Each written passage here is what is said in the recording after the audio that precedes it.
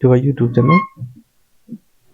आर्थिक वर्ष 2081-82 को रिपोर्टहरू चाहिँ धमाधम आउने क्रममा आज चाहिँ म यो हिमालय डिस्टिलरी लिमिटेड है एउटा निकै प्रख्यात स्टक हो चाहिँ एचडिएल को बारेमा चाहिँ लेटेस्ट अवस्था कस्तो छ है यसको टेक्निकल हेर्नु, त्यस्तै गरी यसको financial highlights, growth chart tools र ब्रोकर एनालाइसिस र डिभिडेन्ड हिस्ट्री सबै चर्चा गर्न गइरहेको छु। र यसको प्राइस चाहिँ कति पुग्न सक्छ, सपोर्ट लेभल कति छ, रेजिस्टेन्स लेभल कति छ, सबै हेर्छ। भिडियोलाई चाहिँ सुरुदेखि अन्तिमसम्म हेर्दै जानु होला है।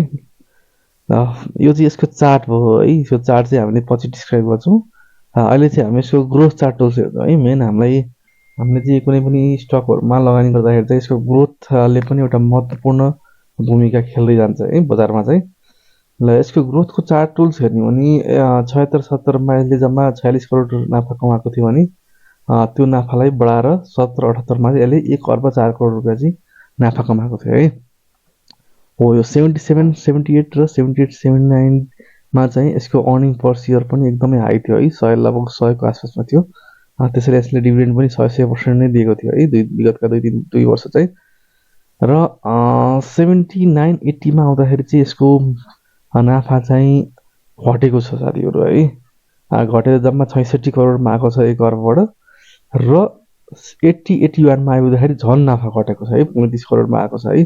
हो यसैले गर्दाखेरि पनि यसको प्राइसमा चाहिँ एकदमै डिक्लाइन आएको। इपीएस मेन्टेन गर्न सकेन, डिभिडेन्ड दियो है, क्यापिटल बढ्यो र आफ्नो इपीएस चाहिँ बिजनेस ग्रोथ गर्न सकेन र नाफामा धक्का लाग्यो। त्यस कारणले पनि यसको प्राइसमा चाहिँ एकदम डिक्लाइन आएको हो साथीहरु है। ल अब हेर्छौँ हामी यसको फर्स्ट क्वार्टरको रिपोर्ट कस्तो छ। पेड अफ क्यापिटल यसको 2 अर्ब 67 करोड रुपैयाँ है। र यसको रिजर्भमा चाहिँ 88 करोड रुपैयाँ छ। लास्ट इयरको क्वार्टरमा हेर्नु भने 1 अर्ब रुपैयाँ रिजर्भमा थियो है। यसको gross profit 42 crore, operating profit 26 crore, net profit 19 crore है। र त्यसै गरी लास्ट इयरको नेट प्रफिट 10 करोड थियो। अब फेरि यसले आफ्नो चाहिँ नाफा बिस्तारै बिस्तारै बढाउन लागेको हो कि जस्तो देखिन्छ है। यो फर्स्ट क्वार्टर रिपोर्ट हेर्ने भने चाहिँ 89% ग्रोथ छ नेट प्रफिटमा। त्यसै गरी ग्रोस प्रफिटमा 47% ग्रोथ छ है। अब हामी हेर्छौँ यसको की फाइनान्शियल रिस्क है। इपीएस 29 छ है, 13 बाट एकचोटि 29 पुगेको छ। राम्रो यो चाहिँ डिस्ट्रिब्युट गर्ने इपीएस अहिलेलाई 0 छ, तर यसले चाहिँ लास्ट इयरको नि बोनस बाँडेको छैन साथीहरु है। र पी रेशियो 46 रुपैयाँ 34 पैसा, book value 133, return on equity 22.33%, PEG ratio 0.62 है। यो पेग रेशियो चाहिँ 1 भन्दा तलको लागि एकदमै राम्रो मानिन्छ, 0.62 छ है। र प्राइस टु बुक भ्यालु 10.35 है। यो चाहिँ 3 अथवा 3 को आसपासमा भएकोलाई ठिक मानिन्छ है। यो प्राइस टु बुक भ्यालु, यो चाहिँ बुक भ्यालु भन्दा प्राइस चाहिँ 10 गुना 10.35 रहेछ भनौँ न। त्यसैगरी price to book value P चाहिँ 479 रहेछ। यो चाहिँ वारेन बफेटको अनुसार चाहिँ 22.5 लाई चाहिँ अथवा 22.5 भन्दा तलकोलाई चाहिँ एकदम अन्डर भ्यालु अथवा लगानी गर्नको लागि योग्य भनेर मानिन्छ है। ल अब जान्छौँ हामी यसको टेक्निकल एनालाइसिस साथीहरु है। यसको टेक्निकल एनालाइसिस करेन्ट प्राइस 1369 छ है। र यसको करेन्ट स्ट्र्याटेजी भनेको wait and watch hold. Buying zone भनेको 1323 देखि 1394 मा यसको सपोर्ट लेभल छ। अहिले हामी चार्टमा हेर्दै चाहिँ है। त्यस्तै सेलिङ लेभल भनेको 1685 देखि 1760 छ है। स्टप लस चाहिँ 1323 भन्दा तलको लागि स्टप लस भनेको छ। र भोल्युम भर्सेस मुभिङ एभरेज है। भोल्युम चाहिँ यसको 28.06 के आएको छ भने मुभिङ एभरेज लाइन चाहिँ 45.06 के छ है। यो चाहिँ भोल्युमले सपोर्ट गरे जस्तो देखिदैन अहिले चाहिँ।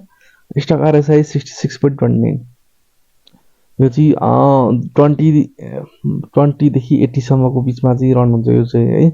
80 भन्दा माथि चाहिँ ओभरबट हुन्छ भने 20 भन्दा मुनि चाहिँ ओभरसोल्ड हुन्छ है। अब यो चाहिँ झन् ओभरबट जोन नजिक आउन लागेको छ। हिस्टोग्राममा 6.73, सुपर ट्रेन्ड नि अहिले पनि बुलिश प्याटर्न देखाइरहेको छ। र एडीएक्स बाट हेर्नु भने 15.90 है। यो एडीएक्स भनेको चाहिँ यो 15.90 भनेको चाहिँ एकदमै विक ट्रेन्ड टु ट्रेन्ड भन्नेलाई है, अथवा स्टप लसको सिग्नल देखाउँछ।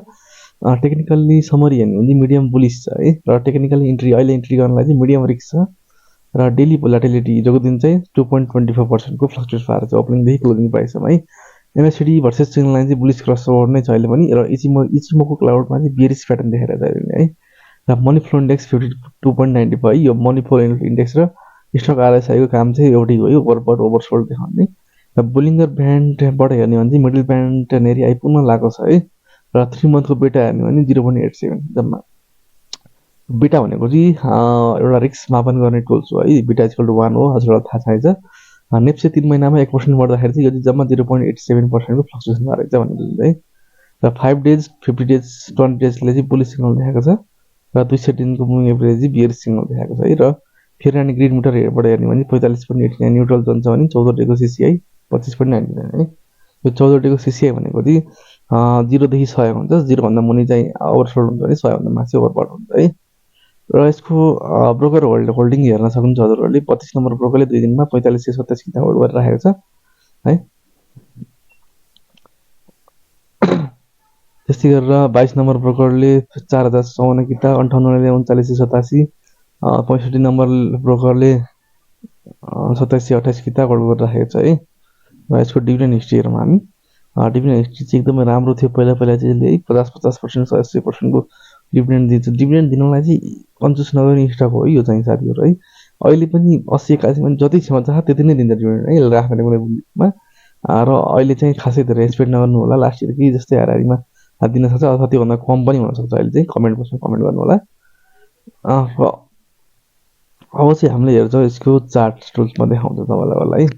अहिले चाहिँ ठ्याक्कै सपोर्ट लाइनको वरिपरि घुमिरहेको छ साथीहरू है। यो लाइनलाई ब्रेकआउट गर्न सकेको छैन र यो लाइनलाई ब्रेकआउट गर्यो भने चाहिँ मार्केटले अथवा एसडिएलले मार्केट होइन एसडिएलले चाहिँ 1685 देखि 1760 सम्म पुग्न सक्छ भनेर एउटा एजम्सन गरेको छ है। त्यस्तै गरी योभन्दा तलतिर आउन थाल्यो भने चाहिँ 1053 देखि 1145 सम्म यसको सपोर्ट लेभल चाहिँ यहाँसम्म आइपुग्न सक्छ भनेर एजम्सन गरेको छ साथीहरू है। ल एसडिएलको बारेमा कमेन्ट गरिदिनु होला सबैजना साथीहरूले के कस्तो पुग्छ मूल्य र डिभिडेन्ड कतिको एक्सपेक्ट गर्नुपर्छ यसपालि सबै कमेन्ट गर्नुलाई। भिडियो हेर्नुभयो धेरै धेरै धन्यवाद साथीहरू है। ल